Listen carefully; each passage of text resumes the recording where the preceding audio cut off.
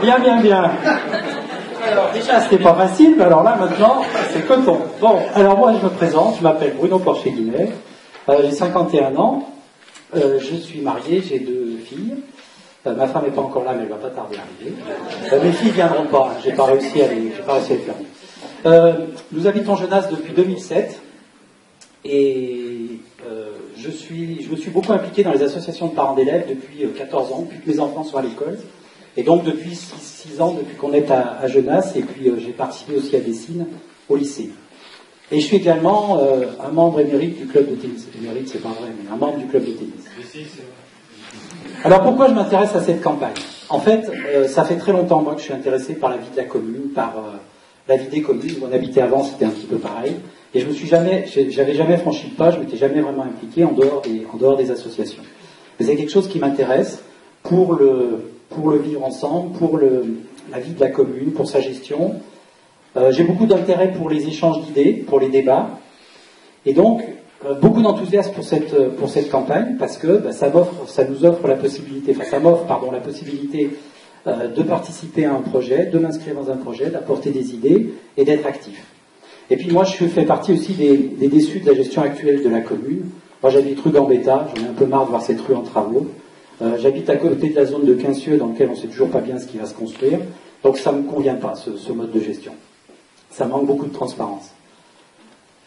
Alors, concernant Jean-Baptiste et Christophe, Jean-Baptiste, je le connais depuis quelques années, depuis que je me suis impliqué dans les associations de parents d'élèves, parce qu'il y était aussi. J'ai toujours beaucoup apprécié ses interventions, j'ai toujours beaucoup apprécié la justesse de ses propos. Christophe Ulrich, je ne le connais pas depuis très longtemps, mais j'avais beaucoup entendu parler de lui en tant qu'adjoint au sport, en bien. Donc après, quand je l'ai rencontré, je me suis rendu compte que ce que j'avais entendu, c'était la réalité, c'était bien. Donc voilà. J'apprécie. Alors, ces 2 personnes, depuis quelque temps que je les fréquente, que je les vois, ces 2 personnes qui sont beaucoup à l'écoute des gens, qui ont beaucoup de respect pour les gens. Moi, je vais reprendre le mot de Christine, l'humanisme, ce sont des valeurs auxquelles je suis très attaché, et c'est des valeurs que je rencontre avec eux et dans l'équipe avec laquelle on travaille.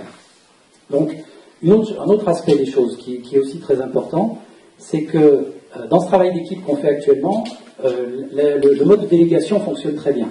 C'est-à-dire, c'est un vrai travail d'équipe. C'est pas quelqu'un qui pilote tout, qui dit tout, qui veut tout voir. Il y a un vrai travail d'équipe, il y a une vraie responsabilité qui est dispatchée aux uns et aux autres. Et ça, c'est quand même très intéressant. Un autre aspect de ce qu'on vit aujourd'hui à travers cette commune, c'est la transparence et la clarté. On dit ce qu'on fait, on fait ce qu'on dit. Et ça, c'est important. Et la dernière chose qui me fait croire en eux, c'est que ce sont 2 conseillers municipaux, donc c'est des gens qui ont de l'expérience, et qu'ils n'ont pas d'ambition au-delà de la commune. C'est-à-dire que quand on discute avec eux, on parle de la commune. Et on ne parle pas de la CCF, de la région, du département, je ne sais où. Alors, l'équipe Unie pour Genasse aussi, c'est une équipe que moi j'ai découvert à travers Genasse 2014, mais également avec cette qualité d'écoute, les possibilités d'investissement, de débat, de respect. Et il y a là aussi un vrai travail d'équipe. Enfin, ça doit découler de leur personnalité à eux, forcément, mais c'est vraiment quelque chose qui est important. C'est qu'on peut discuter, il n'y a pas une pensée unique, et le rassemblement qui est en train de se bâtir autour de cette liste, avec des personnes de tous bords, c'est quelque chose qui est très enrichissant et très intéressant.